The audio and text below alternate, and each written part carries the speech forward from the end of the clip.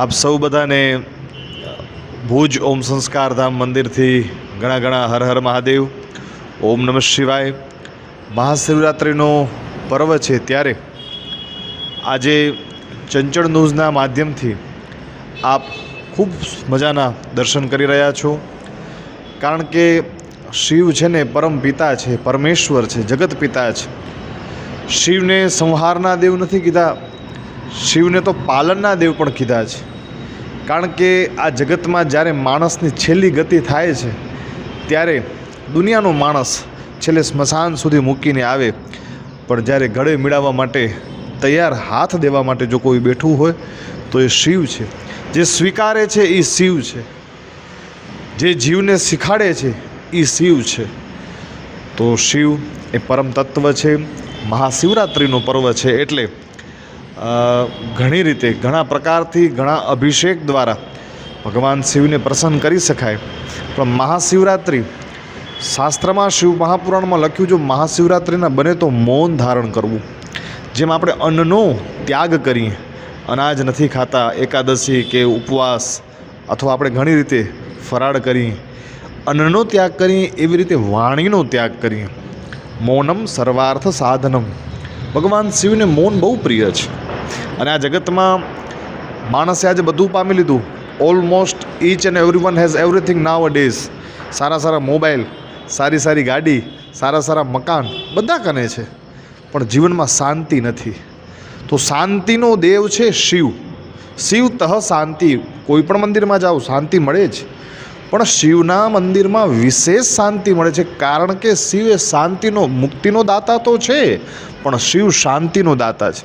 કોઈ પણ શિવાલયમાં જાઓ, તમે ભોળાનાથની આગળ પલાઠી વારી બેસી એક ધ્યાન મુદ્રામાં અંદરથી ઓમકારનો નાદ કરો સાહેબ, તો આકાશમાંથી ઉપરથી શિવ તમને શાંતિ પ્રદાન કરે, તમને શાંતિની અનુભૂતિ થાય. ઇવન જ્ઞાન તો કહે છે, વિજ્ઞાન કહે છે, નાસામાં પણ સ્પેસ ટેકનોલોજીના માધ્યમથી જે યાનો મોકલાવ્યા આવ્યા જે અંતરિક્ષમાં, તો એ લોકોએ પણ સંશોધન કરીને કીધું, આ તો ગૂગલનો જમાનો છે, તમે ગૂગલ કરી શકો છો, કે નાસા દ્વારા એ પણ સિદ્ધ થયું છે કે ઓમકારનો નાદ એ યુનિવર્સમાં વાગે છે. ઓમકાર, ઓમ ઓમ ઓમ, એ ઓમકારનો નાદ બ્રહ્માંડમાં વાગી રહ્યો છે. કારણ કે શિવ એ સત્ય છે, શિવ એ સુંદર છે, અને શિવ એ સનાતન છે. આજે પણ ભારતની બારેના દેશોમાં જ્યારે હિસ્ટ્રોલોજી માટે ખોદકામ થઈ રહ્યું છે ત્યારે પ્રાચીન જૂના શિવ મંદિરો નીકળ્યા છે. 8-8, 15-15 હજાર વર્ષ જૂના. હમણાં જ આપણે ક્યાંક ન્યૂઝના માધ્યમથી મેં વાંચ્યું હતું કે વિયેટનામ કે બાલીમાં 7,500 વર્ષ જૂનું એક રૂમના સાઇઝનું શિવાલય નીકળ્યું. કયા? વિયેટનામ કે બાલી બાજુ. એટલે શિવ આદિ છે, શિવ અનાદિ છે, અને શિવ અનંત છે. ભગવાન ઉપર દૂધ ચડાવવો, પાણી ચડાવવો, બિલીપત્ર ચડાવવો. શિવ મંદિરનો જે ઓટલો છે, શિવાલયનો ઓટલો છે, એમાંથી ધબકારનો નાદ વાગતો હોય કે દીકરા ધર્મ, અર્થ, કામ, મોક્ષ બધું લઈ જા, બધું તારા માટે. અંદર જાઓ તો કલ્યાણ કરે જ, પણ શિવ મહાપુરાણ ગ્રંથોમાં શિવ વિશે એમ કીધું કે રસ્તા ઉપરથી જાતા જાતા શિવની ધજાના દર્શન થઈ જાય તોય તમારો બેડો પાર. તો મહાશિવરાત્રિનો પર્વ છે.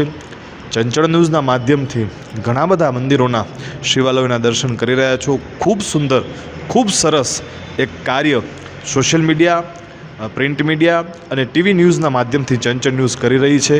તો આપ સૌ બધાને મહાશિવરાત્રિના પર્વ નિમિત્તે ધ્રુવકુમાર શાસ્ત્રી અને અમારા મંદિર તરફથી બધાને ઘણા ઘણા હર હર મહાદેવ, ઓમ નમઃ શિવાય. અને સાથે સાથે મહાશિવરાત્રિના દિવસે સાંજે 6:30 કલાકે આપણે મહાઆરતી રાખી છે.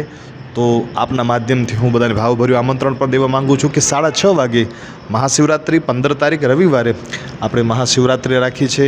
આપણે શિવાલય મંદિર આખું દીવાથી શણગારશું, સજાવશું. કારણ કે ભગવાન મહાદેવને દીપદાન, ઘણા બધા દાન છે, એમ દીપદાન, દીવાનું દાન જે શિવ મહાપુરાણમાં લખ્યું એ બહુ જરૂરી છે. તો દીવાથી દીપદાન. કારણ કે ભગવાન કરે જે નગરી હતી, કુબેર ભંડારીએ ખાલી દીવો કર્યો ને, ભગવાન મહાદેવે સોનાની નગરી, એ જે ખજાનાની નગરી એ કુબેર ભંડારીને આપી દીધીને હૃદયનો મિત્ર બનાવ્યો. તો કુબેર ભંડારીએ શું કર્યું હતું? માત્ર શિવ મંદિરમાં એક દીવો પ્રગટાવ્યો હતો.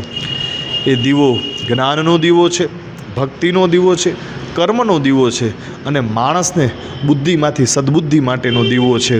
તો શિવ મંદિરમાં આપણે દીપમાળા કરશું, મહાઆરતી કરશું. તો જરૂરથી આપ બધા 6:30 વાગે મહાશિવરાત્રિના દિવસે દર્શન કરવા આવજો. બધાને હર હર મહાદેવ. ઓમ નમઃ શિવાય.